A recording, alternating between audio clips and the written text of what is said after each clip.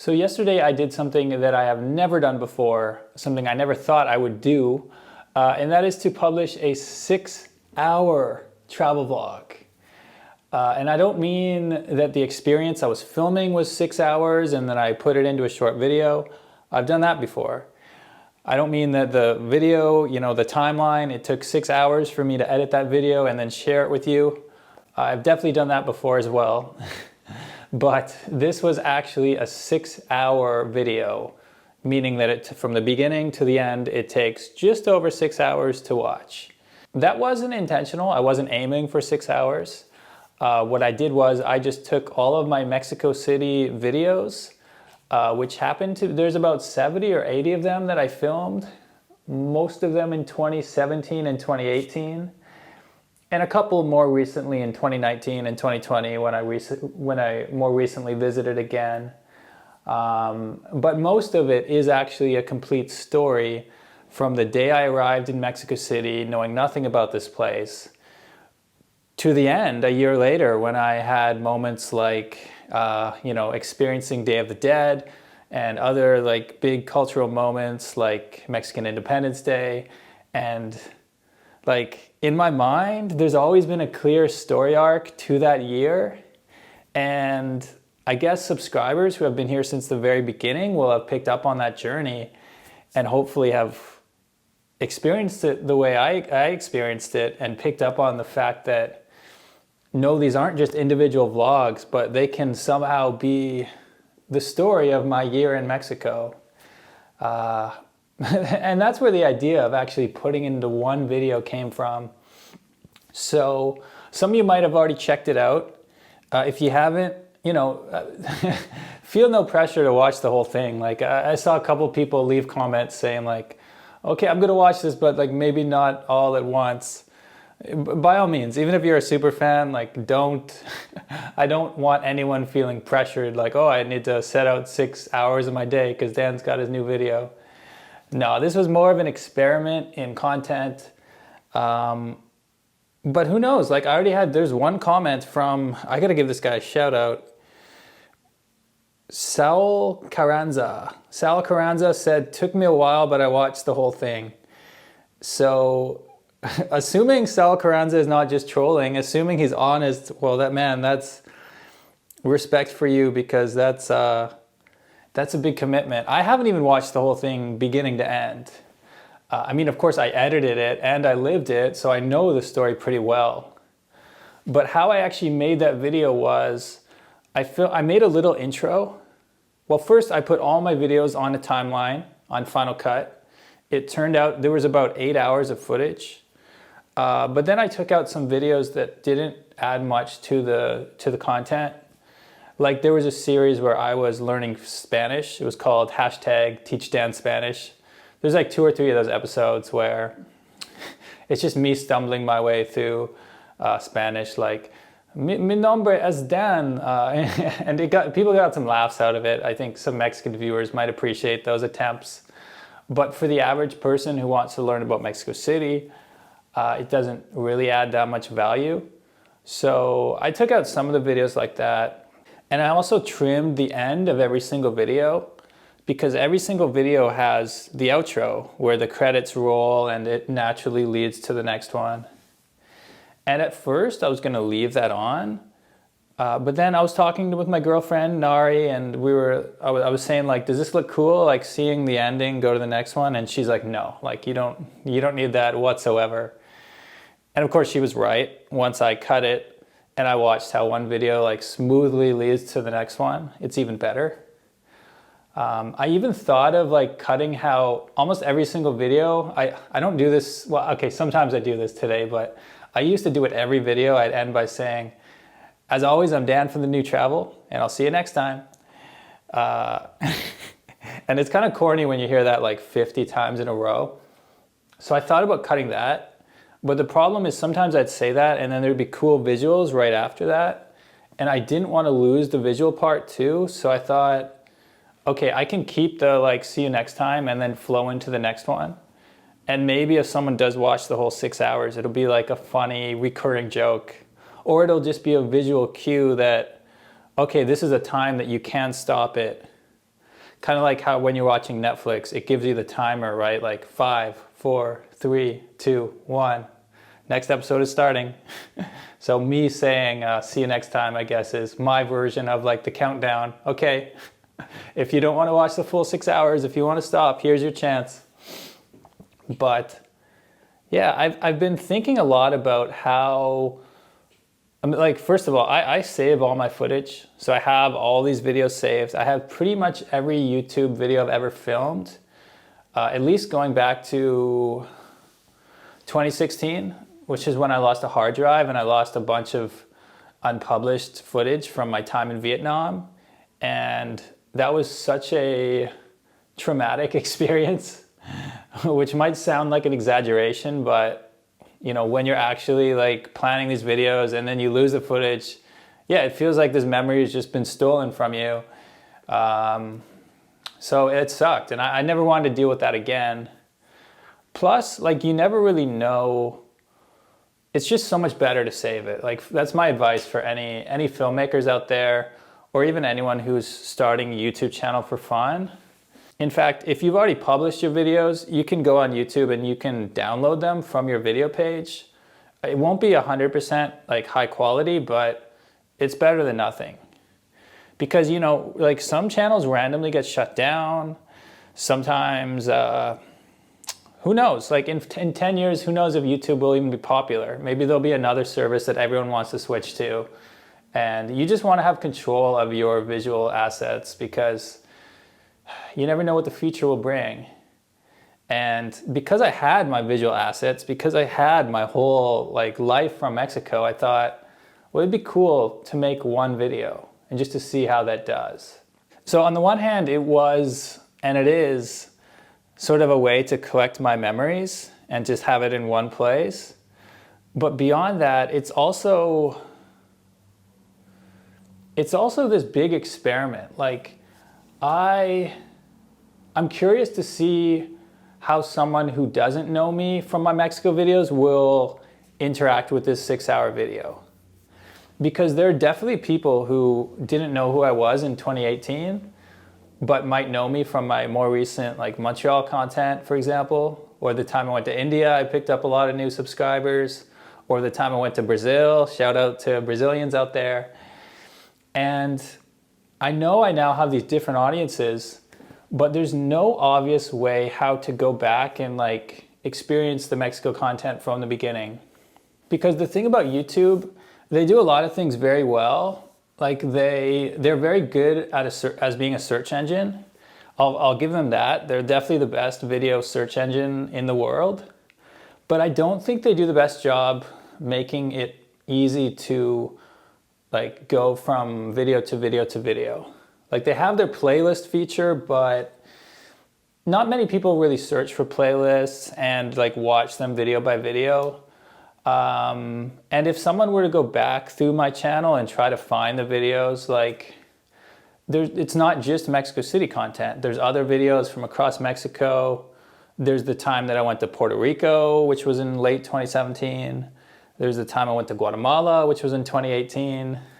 So you'd have to like piece together the puzzle. So you could do it if you really cared enough to watch like video by video, but it would be challenging for a viewer and it wouldn't be intuitive. It would take a lot of work on their end. So this is kind of a way that, you know, maybe my great aunt or someone who doesn't really watch YouTube, but just heard, hey, like, Dan spent a year in Mexico. Oh, where can I see the videos you made? Instead of being like, well, okay, let me think of my favorite one that my aunt might like, I can just put them all in one video and be like, here it is. If you have 6 hours, watch it. If you have 20 minutes, like, watch from the beginning and watch 20 minutes and be like, okay, I got a feel for what his life was like. This is cool. Or you can go to the timestamps. Like, I timestamped every single video, so you could like, yeah, you could treat it like a, I mean, I guess it kind of is like a book or even a collection of short stories. Like, because a book you usually read from the beginning, and I guess most people will watch this from the beginning, but you could also jump halfway in, like a story collection, and be like, oh, that story looks good. How about this one? How about this one? How about this one? So there's like, on the one hand, it's an it's like, it's just me keeping track of my memories. But on the other hand, it's this big experiment. Like, I'm curious to know how people will interact with a 6-hour travel vlog, which is could also be seen as like 60 smaller vlogs put together. And will people watch it from the beginning to the end? Apparently one person already has, and who knows if other people have and just haven't told me. All I know on my YouTube data tells me that the average viewer, let me check right now.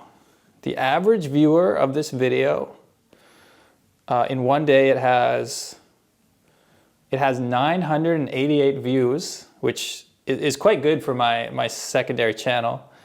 So it's got like 1,000 views in a day. The average view duration is 8 minutes and 37 seconds, which is also quite high for my channel. Now, of course, for a 6-hour video, like 8 minutes is nothing. That's like, it's like 1 or 2% of the video. However, when you consider that the average 10-minute video, most people, like the thing about averages is there's a lot of people who just click and watch for a couple seconds and leave. So that pushes the average way down. So for my average 10-minute video, the average view time might be like 4 or 5 minutes. Some people watch to the end, some people watch half, some people leave right away. So the average view time is 8.5 minutes, and a lot of people are leaving right away. That could suggest that a fair number of people are watching for like 16 or 20 minutes. And then you have to ask yourself, like, how many people are watching 16 or 20 minutes, leaving, and then the next day coming back and watching another 20 minutes? So I'm very curious, after a few weeks or even a month, to check the data and see like how people are engaging with it. And if it works, maybe to do more videos like this in the future. Because like I traveled a lot in Vietnam. I could make a Vietnam super video. I've traveled a lot in Canada. I could make a Canada super video. What if I just did a new travel super video? What if I did all the travel logs I've ever done? There's like 400 of them, and just put them in one video. That might be over 24 hours. That might actually be longer than YouTube would allow me to post. I think the max amount is, no, actually it might be 10 hours these days. They used to do 24 hours. It might actually be 10 hours that's the maximum. So then I definitely couldn't do it. I would have to trim some stuff. And maybe that would be an interesting experience. Like, put 24 hours of content and trim it down to 10 hours. That would take a long time to edit. The good thing about this video is it actually wasn't that hard to edit when I consider that most of my work was just choosing the videos to put in and taking off the outros. Yeah, it wasn't that hard at all. So if this experiment is a success, if this gets if the YouTube algorithm promotes this video and it ends up getting like 100,000 views, yeah, I would recommend like every channel to do this, because it's like, you already have the content, why not? I was actually inspired to do this by another YouTuber named Craig Adams. And Craig Adams makes mostly hiking videos on YouTube, like silent hiking videos. And he's done a bunch of these. A few of them have gone viral. And he put them together into like one video of like 4 hours of silent hiking videos to relax to. And his video is doing quite well. I mean, it's got a lot of views as well, which suggests to me that this idea of like a 4-hour or 6-hour video, it might sound crazy, but it all depends how people are using that content and how YouTube is promoting it. Because if let's say you have 4 hours of silent hiking videos, I'm not gonna sit at my laptop and just stare at it for 4 hours, but maybe in a coffee shop, they would just put it on in the background. And then it's just, oh, whenever someone looks over, there's like some beautiful hiking footage. Maybe some cafe in Mexico City could mute my video and just have it in the background. So it's like, oh, here's this Canadian guy and this Korean girl who are traveling through Mexico City and like showing all these different places. So whenever you look up, there's like some new thing happening. That's kind of cool. And when I think of it that way, perhaps I don't even need the talking. Another way I could do it is, instead of the 6 hours, which includes a lot of visuals and a lot of dialogue, I could try and cut out all the dialogue and just have like footage showing Mexico City. And maybe that would be, I don't know, 2 hours, 3 hours. I guess it would depend how I edit it, but I could definitely get like that much footage. Another thing I was thinking about was, instead of the full 6 hours, like what if like that's kind of what I did is in some ways the lazy way to do it, like in terms of filmmaking.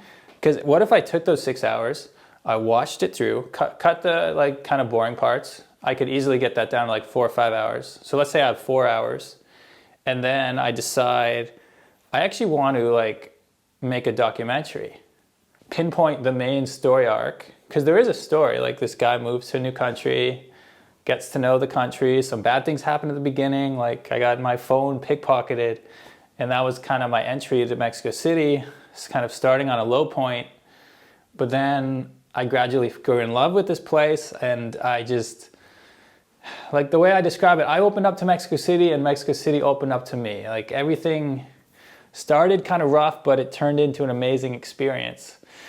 And if I just took the highlights of that experience, cut out all the like boring travel log, just like, not the boring, but like just me talking to the camera, and made it like really, like took the highlights, yeah, just a bit of voiceover, I could get like an 1.5 hour documentary, like almost like a Netflix documentary. The quality wouldn't be the same. I wouldn't have like a 4K camera. I wouldn't be like perfectly stabilized with drone footage and stuff, but it would have the same sense of story. And that would be like a big experiment for myself. That would be like my first proper documentary. And without even knowing it, like I've filmed it. Like I've already filmed the footage. It's just the story that has to come.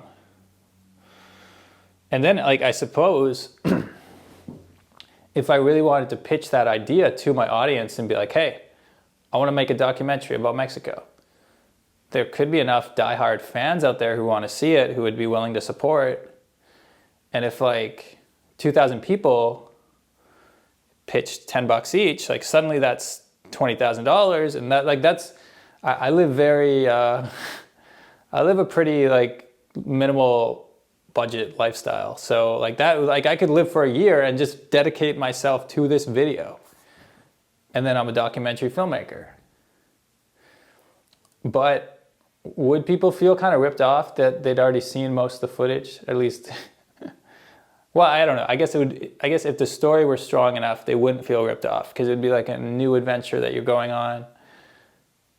But yeah, this is what I've been thinking about. It started with like that Craig Adams hiking video, but also some other channels that,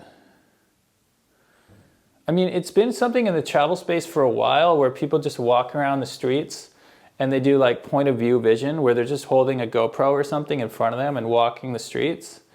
And some of those videos do quite well. And they can be an hour or 2 hours long. And most of them don't even have a story other than, hey, I'm walking through the city. So what if I did that with a story? So once again, this is a new experiment. This is something I've never done before. Yeah, that's a bit of the thought process behind this video. That's where my mind is at. I had a few hilarious comments saying like 6 hours, like, or just people messaging me like, oh my God, I can't believe you did that. It wasn't as hard as you might think. The hardest part was actually like physically getting my computer to upload, to export from my like Final Cut editor and then upload to YouTube. That took all day, and literally all day, like hours and hours. And then the first one got copyright blocked because there's one part of the video where it's like a parade on St. Patrick's Day, and there was 19 seconds of video, of music playing that was copyrighted. I think it was the song Sunday Bloody Sunday, which was playing at this Irish pub, and that managed to get the full 6 hours of footage blocked. So like I was like, come on, like you're gonna like block 6 hours for 19 seconds. So I had to like redo that whole video, export again, post it again. So that took another full day. But I didn't give up because I wanted to see what would happen. And so far it's got like, probably about 1,000 views by now, and over 100 hours of watch time, which means people have spent over 100 hours sitting down and watching this video. So that to me is pretty cool. That to me shows there could be potential with this super long form content. And I think generally, people just get, this is my experience as a watcher of YouTube,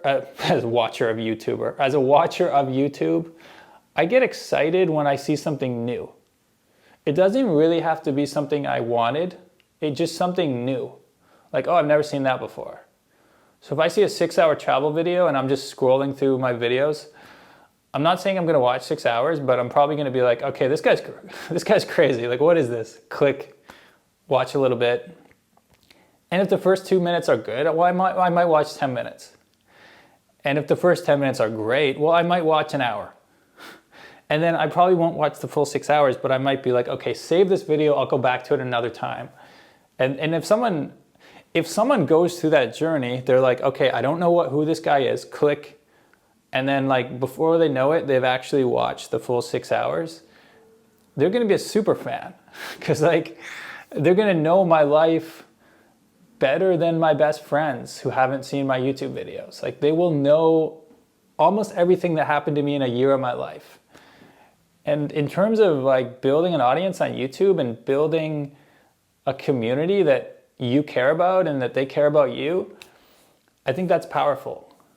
So I think I don't know how many people watching this channel want to build their own audiences or think about this kind of stuff, but I think for me, I've always just tried to be open and honest about my journey and sharing that with you guys.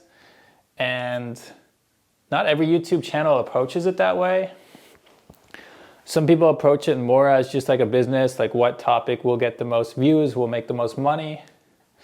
But I think that's one way to do it, but you're not going to have the same strength of community as the person who's honestly taking people through your high moments and your low moments and just sharing it with the world.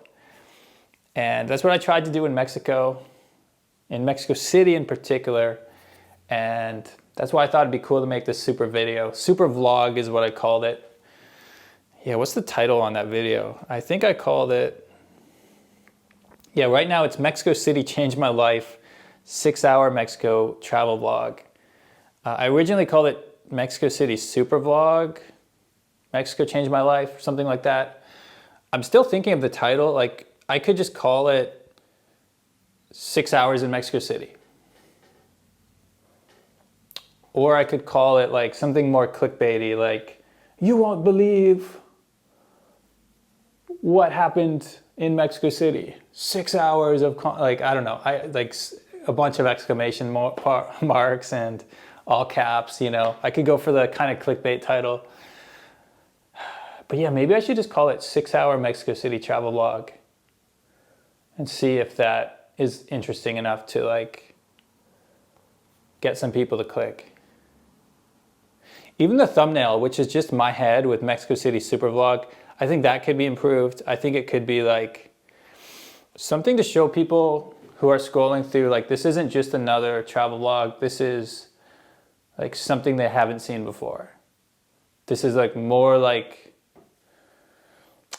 I don't know if it's more like a documentary because it still feels like a long vlog, but it's more like a journey. You're about to sign up for a journey. I don't know. Different things to experiment with, different ideas. At the end of the day, I do feel if I was kind of uneasy about posting this, I was will people see it as who does Dan think he is, making me watch 6 hours of one video? You're not Martin Scorsese making The Irishman or The Godfather or one of these famous movies. But time will tell how it turns out. So if it ends up being a viral video, maybe I'll make another update 1 year later and tell you all about what happened. But yeah, that's all I got to say for now.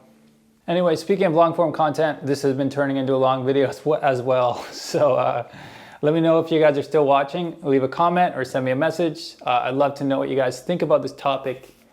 And more generally, I'd love to know if you agree with me that there is a value to this super long kind of travel vlog. And yeah, maybe everything is moving long form. Like maybe this idea that we all need to do like 8 or 10-minute travel vlogs, maybe that's just something we got in our head, but maybe we're just waiting for someone to do something different. And yeah, I hope you have an awesome day. I'll see you next time.